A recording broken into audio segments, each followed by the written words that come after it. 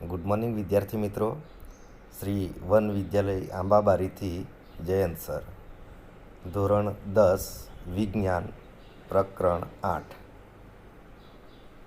વિદ્યાર્થી મિત્રો, આજે આપણે નવું પ્રકરણ 8 સજીવો કેવી રીતે પ્રજનન કરે છે એના વિશે આપણે જોઈશું. જે પ્રશ્નો અથવા તો મુદ્દાઓ કાઢી નાખેલા છે એમને આપણે અવગણીશું. જે ચલાવીએ છીએ એ મુદ્દાઓ પર આપણે વધારે ફોકસ કરવાનું છે. તો સજીવો પ્રજનન કેવી રીતના કરે છે? તો પ્રજનન એટલે શું? તો દરેક સજીવ પોતાનું અસ્તિત્વ ટકાવી રાખવા માટે પોતાના જેવી નવું બાળ સંતતિ જન્મ આપે છે. એ જે ક્રિયા છે એને પ્રજનન તરીકે ઓળખવામાં આવે છે. અને પ્રજનનના લીધે પૃથ્વીની સપાટી પર જાતિનું અસ્તિત્વ ટકી રહે છે. તો પહેલો પ્રશ્ન જોઈએ કે સજીવો શા માટે પ્રજનન કરે છે? બરાબર. તો સજીવો પ્રજનનની ક્રિયા દ્વારા નવી બાળ સંતતિનું નિર્માણ કરે છે. બરાબર. સજીવો જીવન જીવવા માટે જરૂરી અનિવાર્ય ક્રિયાઓ જેવી કે પોષણ, શ્વસન, ઉત્સર્જનની જેમ એને પ્રજનનની ક્રિયા છે એ જરૂરી નથી, જીવવા માટે જરૂર નથી. હા, એનો વંશ વેલો ટકાવવા માટે જરૂરી છે. દરેક સજીવોનું મર્યાદિત જીવનકાળ હોય છે. બરાબર. દાખલા તરીકે આપણે માખીની વાત કરીએ તો 7 થી 10 દિવસ જીવે છે. મનુષ્યની વાત કરીએ તો એ 100 વર્ષ સુધીનું આયુષ્ય આપણે માની શકીએ. એમ દરેક સજીવની મર્યાદિત જીવનકાળ હોય છે અને એ જીવનકાળ પૂરો થતા એ સજીવ મૃત્યુ પામે છે. પણ એ દરમિયાન નવી સંતતિને એ જન્મ આપે છે, જેથી પેઢી દર પેઢી જળવાઈ રહે છે. દરેક સજીવના જીવનકાળ દરમિયાન પ્રજનન દ્વારા સંતતિનું નિર્માણ ચાલુ રાખે છે અને એ રીતે પૃથ્વીની સપાટી પર અથવા તો બ્રહ્માંડની અંદર સજીવનું અસ્તિત્વ ટકી રહે છે. દરેક જાતિના જે નવા બાળ સભ્યો ઉમેરાય છે અને એના પરિણામે જીવનનું જે સાતત્ય એ સતત જળવાઈ રહે છે. તો આ બધી ક્રિયા કરવા માટે સજીવોને કોની જરૂર પડે છે? પ્રજનનની ક્રિયાની જરૂર પડે છે. બીજો પ્રશ્ન છે કે એક જ જાતિના સજીવો શા માટે સમાન જોવા મળે છે? દાખલા તરીકે આપણે મનુષ્યની વાત કરીએ તો જે નવી સંતતિ એટલે કે જે બાળક જન્મે છે એ આપણા જેવું જ વર્તન કરે છે, આપણા જેવું જ દેખાય છે. હા, ભિન્નતા હોઈ શકે એમાં. બરાબર. તો એ કેમ સમાનતા જોવા મળે છે દરેક સજીવમાં? ગાય હોય તો તે પ્રમાણે, ભેંસ હોય તો તે પ્રમાણે. બરાબર. તો આ પ્રશ્નનો આપણે જવાબ જોઈએ કે એક જ જાતિના જે સજીવો છે, દાખલા તરીકે મનુષ્ય જાતિ, બરાબર, તો એમાં સમાન જોવા મળવાનું મુખ્ય કારણ છે કે તેમની શરીર સંરચના, બરાબર, એમનું કદ તેમજ એનો દેખાવ સમાન હોય છે અને એ રીતે જાતિ એકબીજાથી જુદી પડે છે. દરેકની શરીર રચના, કદ અને આકાર, દેખાવ એ જુદો પડે છે. દરેક સજીવ પ્રજનન આધારભૂત સ્તરે સજીવ સંરચનાની બ્લુપ્રિન્ટ તૈયાર કરવાની ક્રિયા કરે છે. એટલે કે જે નવી સંતતિ જન્મે તો એને રંગસૂત્રોમાં બ્લુપ્રિન્ટ એને તૈયાર મળે છે અને એ બ્લુપ્રિન્ટ દ્વારા આબેહૂબ સજીવની કોપી થાય છે અથવા તો એનું નકલ થાય છે. તો દરેક સજીવના કોષના કોષ કેન્દ્રમાં રહેલું જે રંગસૂત્ર છે ડીએનએ, ડીઓક્સીરાઇબો ન્યુક્લિક એસિડ, બરાબર, એમાં આનુવંશિક લક્ષણોનો સંદેશો ટાઈપ થયેલો હોય છે અને એ લક્ષણો જ્યારે નવી સંતતિમાં ઉમેરાય ત્યારે એના જેવો જ આબેહૂબ પ્રતિકૃતિ આપણને જોવા મળે છે. તો આ જે પ્રતિકૃતિ છે ડીએનએમાં, એ સંદેશો એને પિતૃમાંથી મળે છે. પિતૃ એટલે પિતા એટલું નથી, પિતૃ એટલે જે બંને સજીવ થકી જે નવી સંતતિ પેદા થાય. આપણા મનુષ્યની વાત કરીએ તો નર અને માદા, પુરુષ અને સ્ત્રી. તો એ પિતૃમાંથી એને સંતતિ સંદેશો મળે છે અને એ પ્રમાણે બાળક આપણી જેમ જ ભવિષ્યમાં મોટું થઈને આપણી જેમ જ વાણી, વર્તન, દેખાવ બધું જોવા મળે છે. કોષની અંદર ઉત્પન્ન થયેલો આ જે પ્રોટીનનો પ્રકાર છે એ પ્રોટીનનો પ્રકાર એના લક્ષણો માટે જવાબદાર છે. એટલે દરેક લક્ષણો માટે અલગ અલગ પ્રકારના પ્રોટીન હોય છે અને એ પ્રોટીન એને ડીએનએ એટલે કે રંગસૂત્રોમાં એ સચવાયેલું જોવા મળે છે. એક જ જાતિના સજીવોમાં વિશિષ્ટ ડીએનએ કે જે અનુગામી પેઢીને વારસામાં મળે છે અને એ પ્રમાણે પેઢી દર પેઢી બહુ મોટી ભિન્નતા જોવા મળતી નથી. બરાબર. તો આ પ્રમાણે પેઢી દર પેઢી સજીવ પોતાના જેવો જ આકાર, કદ અને એ સજીવ આપણને જોવા મળે છે. સજીવો થોડી ભિન્નતા સાથે થોડી ભિન્નતા, કારણ કે એક જ મા બાપના સંતાનો બંને બે હોય તો એ સરખા દેખાતા નથી, એમની શારીરિક રચના અથવા તો બોડી લેંગ્વેજ જુદી પડે છે. તો થોડીક ભિન્નતા સાથે એની આબેહૂબ પ્રતિકૃતિનું નિર્માણ કરે છે. આમ એક જ જાતિના સજીવોમાં સમાનતા જોવા મળે છે. કોષ બનવા, 2 માંથી 4 કોષો બનવા, એ કોષ વિભાજનની ક્રિયાને કોષીય પ્રજનન તરીકે ઓળખવામાં આવે છે. આ કોષીય પ્રજનનની ક્રિયામાં પિતૃકોષ સૌપ્રથમ વિભાજન પામે છે અને 2 બાળકોષોનું નિર્માણ થાય છે. પ્રજનનની ક્રિયા દરમિયાન જે ડીએનએ છે એ પ્રતિકૃતિનું સર્જન એ દરેક સજીવ માટે એક મૂળભૂત ઘટના છે. આબેહૂબ નકલ સંતતિમાં ઉતારવા માટે ડીએનએ પ્રતિકૃતિનું સર્જન એ મહત્વની ઘટના છે. તો આવા કોષો ડીએનએ પ્રતિકૃતિના નિર્માણ માટે વિવિધ પ્રકારની રાસાયણિક ક્રિયા કરે છે અને એ રાસાયણિક ક્રિયાને લીધે એમાં વિવિધતા અથવા તો ભિન્નતા જોવા મળે છે. તો પરિણામે આવા 2 સમાન ડીએનએ પ્રતિકૃતિનું નિર્માણ થાય છે. બંને સમાન, બરાબર, બંનેમાં બ્લુપ્રિન્ટ એક સરખી છે. તો આવા સર્જન સાથે જ કોષીય અંગિકાનું પણ સાથે સર્જન થાય છે.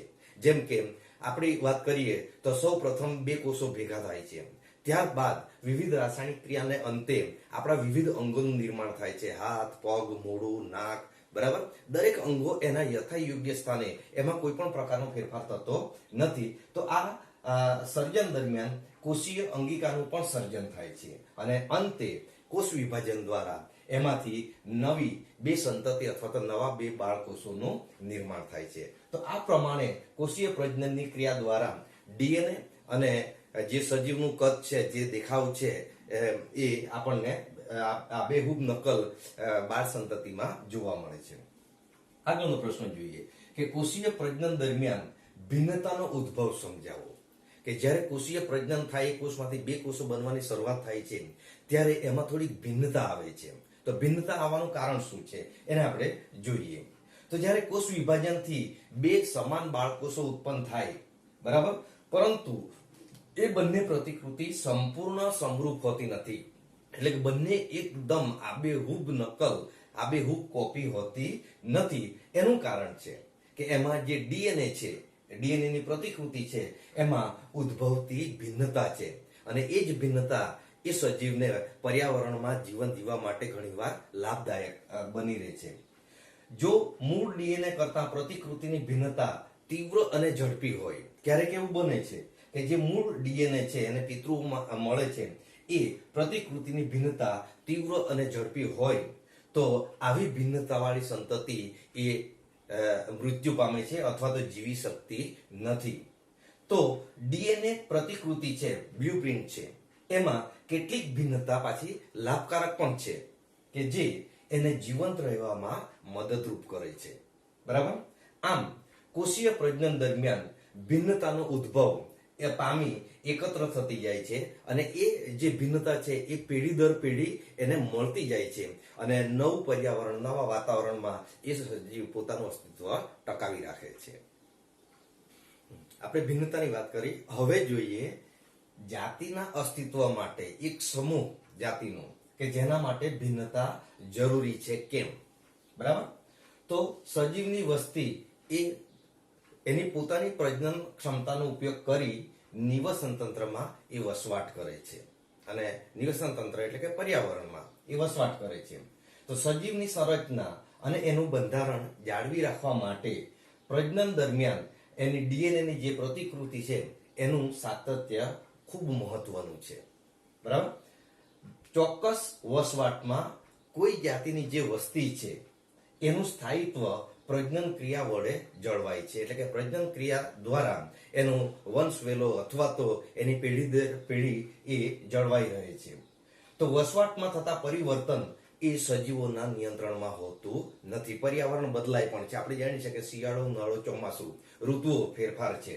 તો એવી સામાન્ય ઋતુના ફેરફારમાં પણ અમુક સજીવો જીવી શકતા નથી. એટલે વાત કીધી છે કે આ વસવાટમાં થતા પરિવર્તન સજીવોના નિયંત્રણમાં હોતા નથી. જેમ કે તાપમાન, એટલે કે વૈશ્વિક તાપમાનનો વધારો, પાણીનું જુદી જુદું ઊંડાઈએ રહેલું એનું સ્તર, ક્યારેક ઉલ્કા અથડામણ થાય અથવા તો કોઈ પણ અન્ય કારણ, બરાબર, એ વસ્તીના નિયંત્રણ માટે એમાં અનુકૂલન સાધી ન શકતે તો એ સજીવ જીવી શકતો નથી.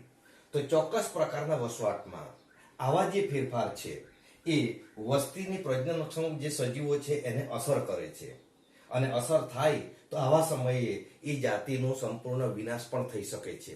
પરંતુ કેટલીક વસ્તીના થોડાક સજીવો કે જે ડીએનએ માં ભિન્નતા ધરાવે છે, જે ડીએનએ ની પ્રતિકૃતિ છે એમાં થોડીક જુદાપણું છે, ભિન્નતા ધરાવે છે, અને એ ભિન્નતા એમને આવા પ્રતિકૂળ સંજોગોમાં જીવતા રહેવાની સંભાવના વધારે કરી દે છે, અને એના પછી જે નવી સંતતિ પેદા થાય તે એ ભિન્નતાને લઈને જન્મે છે અને નવા પર્યાવરણમાં અનુકૂળ થાય છે. તો આ રીતે જાતિના અસ્તિત્વ માટે થોડી થોડી ભિન્નતા ફેરફાર ખૂબ જરૂરી છે. એક ઉદાહરણ લઈએ, બેક્ટેરિયાની વસ્તી. તો સામાન્ય રીતે બેક્ટેરિયા સામાન્ય તાપમાને, નોર્મલ તાપમાને એ જીવતા હોય છે, પરંતુ ગ્લોબલ વોર્મિંગના કારણે વૈશ્વિક તાપમાનમાં વધારો થવાથી મોટાભાગના બેક્ટેરિયાનો નાશ થાય છે.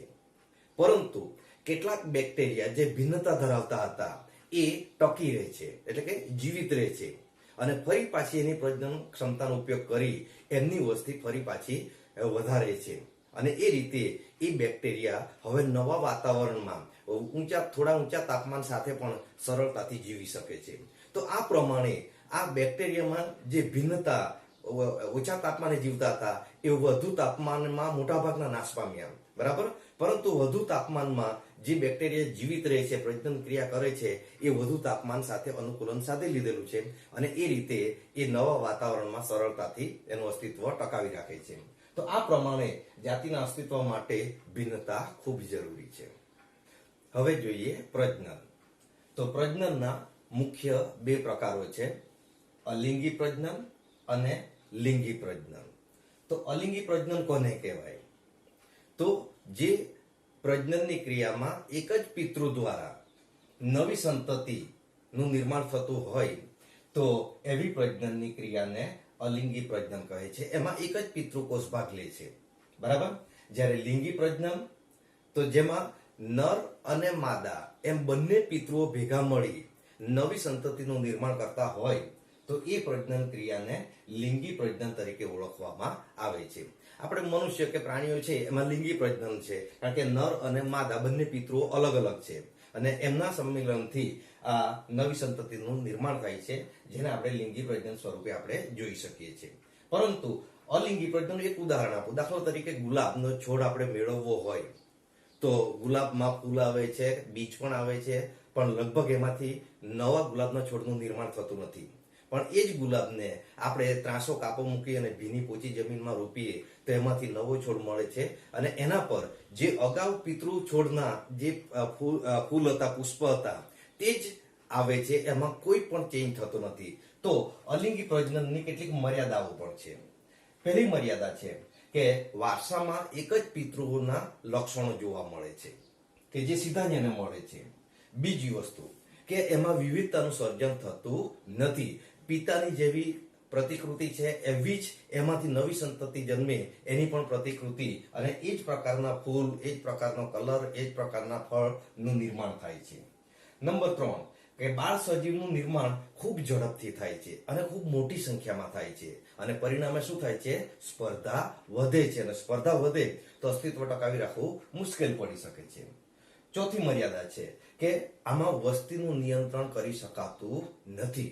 વસ્તી ખૂબ મોટા પ્રમાણમાં ઝડપથી નિર્માણ થાય છે, બરાબર. પરિણામે એને વસવાટનું જે સ્થાન છે એ મળતું નથી, પરિણામે એ ઝડપથી ભરાઈ જાય છે, પરિણામે ખોરાકના અભાવે પણ એમાંથી વસ્તીનું નિયંત્રણ થઈ શકે છે. છેલ્લો ટોપિક છે કે સજીવો સરળતાથી અનુકૂલિત થઈ શકતા નથી, એટલે કે બદલાતા પર્યાવરણ કે બદલાતા વાતાવરણમાં આવી અલિંગી પ્રજનનથી જે નવી સંતતિ જન્મે એ ઝડપથી અનુકૂળ સાધી શકતું નથી, અને પરિણામે ક્યારેક મોટી જાતિનું અથવા તો મોટી જાતિના સમુદાયનું સંપૂર્ણ નાશ પણ થઈ શકે છે. તો આ પ્રમાણે પ્રજનનમાં મુખ્ય બે પ્રકાર આપણે જોયા. હવે જોઈએ આપણે લિંગી પ્રજનન. આગળનો પ્રશ્ન હવે જોઈએ. લિંગી પ્રજનન પદ્ધતિ દ્વારા સંતતિઓમાં ભિન્નતાઓ છે એ ક્રિયા ઝડપથી થાય છે કેમ? બરાબર, જોઈએ આપણે. તો લિંગી પ્રજનનમાં એક પિતૃકોષમાંથી જ્યારે બે બાળકોષોનું નિર્માણ થાય છે ત્યારે જે ડીએનએ ની પ્રતિકૃતિ છે તેમજ કોષીય જે સંરચનાનું નવસર્જન થાય છે, બરાબર, એના પર એ આધાર રાખે છે. આ ડીએનએ ની પ્રતિકૃતિ એ તકનીક એટલે કે ટેકનોલોજી સંપૂર્ણ ચોક્કસ જોવા મળતી નથી. એમાં ક્યાંક ભિન્નતા, જુદાપણું હોય છે. તો લિંગી પ્રજનનમાં જ્યારે નર અને માદા સજીવો છે એ પ્રજનન કોષ જ્યારે મિલન થાય છે ત્યારે કે આ ક્રિયા દરમિયાન ડીએનએ માં સર્જાતી ભિન્નતા, ડીએનએ ની જે પ્રતિકૃતિ છે એમાં સર્જાતી ભિન્નતા એટલે કે જુદાપણું એ અનુગામી પેઢીમાં પણ વહન પામે છે, એટલે કે એના પછીની પેઢીમાં પણ એ વારસામાં એને ઉતરે છે. સાથે સાથે પ્રત્યેક પ્રતિકૃતિમાં નવી ભિન્નતાની સાથે જૂની ભિન્નતા પણ એમાં સચવાઈ રહે છે અને પરિણામે બદલાતા પર્યાવરણ સામે એ સક્ષમ રીતે જીવી શકે છે. તો બે અથવા વધારે એકલ સજીવોની આવી ભિન્નતાઓ એકત્ર થવાથી સંતતિમાં નવા સંયોજનો સર્જાય છે અથવા તો ઉમેરાય છે, બરાબર. આથી સંતતિઓમાં ભિન્નતા સર્જનની ક્રિયા એ ઝડપી હોય છે લિંગી પ્રજનનમાં, જ્યારે અલિંગી પ્રજનનમાં એ ખાસ જોવા મળતું નથી. હવે આગળનો પ્રશ્ન જોઈએ કે પ્રજનન કોષના પ્રકારો. તો પ્રજનન કોષના મુખ્ય બે પ્રકારો છે, નરજન્યુ કોષો અને માદાજન્યુ કોષો. હવે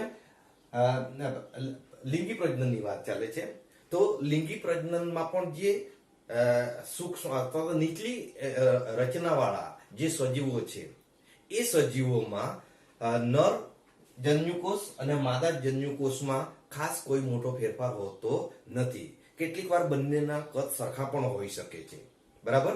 જ્યારે લિંગી પ્રજનન એટલે કે ઉચ્ચ કક્ષાના જે પ્રાણીઓ છે એની અંદર નરજન્યુકોષ અને માદાજન્યુકોષ બંનેની લાક્ષણિકતા જુદી જુદી છે. તો આપણે જોઈએ કે નરજન્યુકોષ છે, બરાબર, જેને આપણે નરકોષ તરીકે પણ ઓળખી શકીએ છીએ, તો એ કદમાં નાના હોય છે. કોણ? નરજન્યુકોષો કદમાં નાના અને પ્રચલનશીલ, ગતિશીલ હોય છે, બરાબર, જેને આપણે શુક્રકોષો તરીકે ઓળખીએ છીએ, બરાબર. એક પ્રમાણે માદાજન્યુકોષોની વાત કરીએ તો એ કદમાં મોટા અને પોષક તત્વોથી સભર હોય છે. જ્યારે સંમેલન થાય, નવી સંતતિનું નિર્માણ થવાની શરૂઆત થાય છે ત્યારે એ ખૂબ મહત્વનો ભાગ ભજવે છે. એટલે કે માદાજન્યુકોષો કદમાં મોટા અને પોષક દ્રવ્યોથી સભર હોય છે કે જેને આપણે અંડકોષ તરીકે ઓળખીએ છીએ. તો આ પ્રમાણે પ્રજનન ની ક્રિયામાં બે પ્રકારના કોષો ભાગ ભજવે છે, નરજનન કોષ અને માદાજનન કોષ. હવે જોઈએ પુષ્પમાં લિંગી પ્રજનન. તો પુષ્પના પ્રજનન ભાગો અને પુષ્પના પ્રકારની વાત કરીએ તો પહેલો પ્રશ્ન છે કે પુષ્પ એટલે શું? તો વનસ્પતિ જે આવૃત બીજધારી વનસ્પતિ છે એનું જે લિંગી પ્રજનન અંગ છે જેને આપણે પુષ્પ તરીકે ઓળખીએ છીએ. ફરીથી શું કીધું કે વનસ્પતિમાં આવૃત બીજધારીઓનું લિંગી પ્રજનન અંગ કે જેને આપણે પુષ્પ તરીકે ઓળખીએ છીએ. તો આકૃતિ તમને દેખાય છે પુષ્પ. તો પુષ્પના ભાગોની વાત કરીએ તો પુષ્પના બંને નીચેના ભાગ છે જેને વજ્રપત્રો તરીકે આપણે ઓળખીએ છીએ. આ જાસૂદનું ફૂલ છે કે ધતુરાનું ફૂલ છે એમ તમે સરળતાથી કલ્પના કરી શકો. પછી એની પાંખડીઓ હોય છે જેને આપણે દલપત્ર તરીકે ઓળખીએ છીએ. એટલે પહેલો નંબર વજ્રપત્રો, બીજો ભાગ દલપત્ર, ત્રીજો ભાગ અંડાશય અને ચોથો ભાગ એ પરાગાશય અથવા તો પુંકેસર તરીકે આપણે એને ઓળખીએ છીએ. એટલે પુષ્પના કેટલા ભાગો છે? 4. વજ્રપત્રો, દલપત્ર, અંડાશય અને પુંકેસર, બરાબર. તો પુંકેસરની વાત કરીએ તો પુંકેસર એ નર પ્રજનન અંગ છે, બરાબર. એ તંતુઓ અને પરાગાશય ધરાવે છે. જોઈ શકો આકૃતિમાં આ તંતુ છે અને ઉપર પરાગાશય છે, બરાબર. એટલે તંતુ અને પરાગાશય બે ભાગનું પણ બનેલું છે, પુંકેસર બનેલું છે અને એને આપણે નર પ્રજનન અંગ તરીકે આપણે ઓળખી શકીએ છીએ. સ્ત્રીકેસર, તો સ્ત્રીકેસર અંદરનો ભાગ તમે જોઈ શકો છો અહીં સુધીનો, બરાબર, જેને આપણે અંડાશય તરીકે પણ અહીંયા નામ આપેલું છે. તો સ્ત્રીકેસર એ માદા પ્રજનન અંગ છે. કોનું? પુષ્પનું, બરાબર, કે જે પુષ્પના વચ્ચેના ભાગમાં જોવા મળે છે, બરાબર. અને એ 3 ભાગોમાં વહેંચાયેલું છે. તો કયા કયા ભાગ? તો એકદમ નીચેનો જે ભાગ છે જેને અંડાશય તરીકે ઓળખવામાં આવે છે. વચ્ચેનો ભાગ જે નળી જેવી દેખાય છે તમને એને પરાગવાહિની તરીકે આપણે ઓળખીશું. અને ઉપર આસન છે એને પરાગાસન તરીકે ઓળખવામાં આવે છે. એટલે પુંકેસરમાં પરાગાશય અને સ્ત્રીકેસરમાં પરાગાસન. બરાબર? તો આ પ્રમાણે આ પુંકેસર અને સ્ત્રીકેસર બંનેને આપણે સમજી શકીએ છીએ. હવે આગળ જોઈએ, પુષ્પના પ્રકારોની વાત આવે છે. તો પુષ્પના પણ 2 પ્રકારો છે, એકલિંગી અને દ્વિલિંગી અથવા તો ઉભયલિંગી. બરાબર? તો કેટલીક વનસ્પતિ છે એમાં પ્રજનન અંગ તરીકે કાં તો નર અથવા તો માદા અથવા તો પુંકેસર અથવા તો સ્ત્રીકેસર બેમાંથી એક જ હોય અને એમાંથી નવી સંતતિ જન્મતી હોય તો એવા પુષ્પને આપણે એકલિંગી પુષ્પ તરીકે ઓળખીશું. બરાબર? ફરીથી એકલિંગી પુષ્પ કોને કહેવાય? તો જે પુષ્પમાં પુંકેસર અથવા સ્ત્રીકેસર એક જ હોય, બેમાંથી કોઈ પણ એક જ હોય અને નવી સંતતિ જન્મે એને આપણે એકલિંગી પુષ્પ તરીકે ઓળખીશું. દાખલા તરીકે પપૈયું, તરબૂચ, આ બંને ઉદાહરણો એકલિંગી છે. બરાબર? એમાં નર અને માદા એ અલગ અલગ હોઈ શકે છે, બંને સાથે એક સાથે હોતા નથી. નંબર 2, દ્વિલિંગી અથવા તો ઉભયલિંગી. તો દ્વિલિંગી નામ પરથી ખબર પડી જાય કે 2 લિંગ હોવા જોઈએ, એટલે કે નર અને માદા એમ 2 અલગ અલગ હોવા જોઈએ. તો દ્વિલિંગી વનસ્પતિનું આ ઉદાહરણ છે કે એમાં બંને ભાગ હોય છે.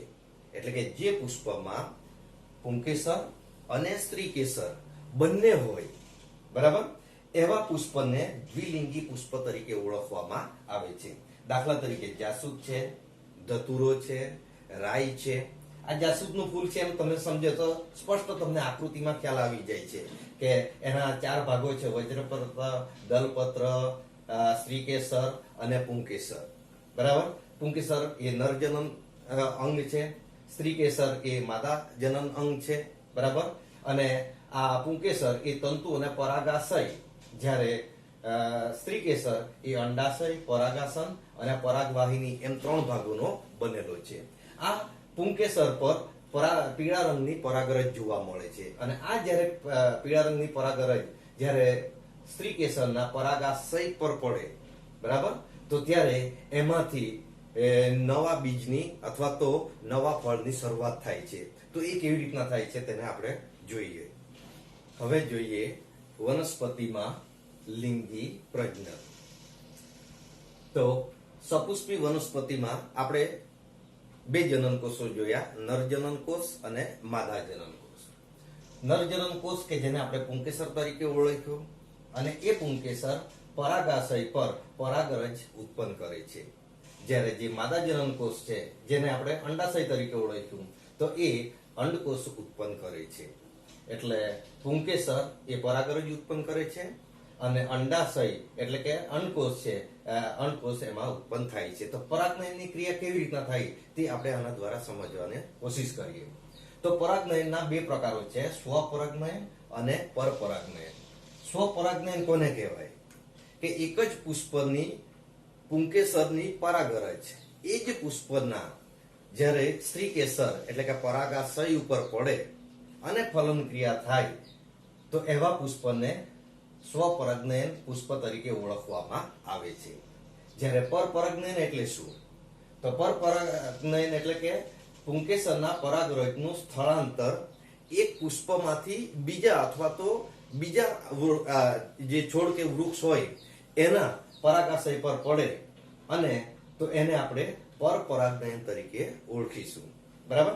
સામાન્ય રીતે પરપરાગનયનની ક્રિયા માટે મોટા ભાગે કીટકો જવાબદાર છે, ક્યારેક પવન પણ એમાં ભાગ ભજવે છે, પાણી પણ ભાગ ભજવે છે અને પ્રાણીઓ પણ ભાગ ભજવે છે. તો આ રીતે પરાગનયનનું સ્થળાંતર 2 રીતના થઈ શકે છે. સ્વપરાગનયન એ જ પુષ્પ પર પડે અને પરપરાગનયન એ સિવાયના બીજા પુષ્પના સ્ત્રીકેસર પર પડે અને એમાંથી ફળ કે બીજ બનવાનું નિર્માણ થાય તેને આપણે જોઈ શકીએ. હવે ફલનની ક્રિયા કેવી રીતના થાય છે? તો આ સ્ત્રીકેસરની આકૃતિ દોરેલી છે. ભાગોની ઓળખ આપણે જોઈ ગયા છતાં એકવાર જોઈ લઈએ કે ઉપરનો જે ટોચનો ભાગ છે જેને પરાગાસન તરીકે ઓળખાય છે અહીંયા પુંકેસર ચક્ર મેં દોરેલું નથી, ફક્ત સ્ત્રીકેસર ચક્ર છે, બરાબર. એની ટોચ ઉપર પરાગાશય પર પરાગરજ પડેલી છે. આ પરાગરજ રાસાયણિક સંવેદના અનુભવી અને અહીંથી અંકુર નીકળે છે. આ અંકુર તમે જોઈ શકો છો આ પ્રમાણે જઈને અંડકમાં પ્રવેશે છે. તો આ જે નળી છે એને પરાગ નલિકા તરીકે ઓળખાય છે, બરાબર. અને આ જે નળાકાર ભાગ છે એને પરાગ વાહિની તરીકે ઓળખાય છે. તમે જોઈ શકો છો વચ્ચેનો જે ભાગ છે એને આપણે અંડાશય તરીકે નામ આપ્યું. એની અંદર અંડક હોય છે, એમાં નરજન્યુ કોષો અને માદાજન્યુ કોષો બંને હોય છે. તો આ પરાગરજના જે પરાગ નલિકાનું નિર્માણ થાય છે એ નરજન્યુ કોષો અંડકમાં જાય અને એનું ફલન કરે છે. અને ફલન ક્રિયા થયા બાદ એમાંથી ભ્રૂણનું નિર્માણ થાય છે અને એની આજુબાજુ સખત કવચ નિર્માણ થાય છે, જેને બીજ તરીકે આપણે ઓળખીએ છીએ. અને પછી એમાંથી ફળનો વિકાસ થાય છે. તો આ પ્રમાણે આ આકૃતિ પરથી વનસ્પતિમાં સ્વપરાગનયન કે પરપરાગનયનની ક્રિયા કેવી રીતે ફલન ક્રિયા થાય છે, કેવી રીતે અંડક માદા નરજન્યુ કોષો ભેગા થાય છે અને ફલનની ક્રિયા થાય છે, ફલનની ક્રિયા થાય પછી શું થાય છે એ આપણે જોયું. તો આ પ્રમાણે પરપરાગનયન અને સ્વપરાગનયનની ક્રિયા આપણે સરળતાથી સમજી શકીએ. લેસન 1. એક જ જાતિના સજીવો શા માટે સમાન જોવા મળે છે? 2. જાતિના અસ્તિત્વ માટે ભિન્નતા જરૂરી છે, સમજાવો. 3. લિંગી પ્રજનન પદ્ધતિ દ્વારા સંતતિઓમાં ભિન્નતાની ક્રિયા કેમ ઝડપથી થાય છે? 4. પુષ્પ એટલે શું? તેના પ્રજનન ભાગો આકૃતિ દોરી સમજાવો. 5. સપુષ્પી વનસ્પતિમાં લિંગી પ્રજનન સમજાવો.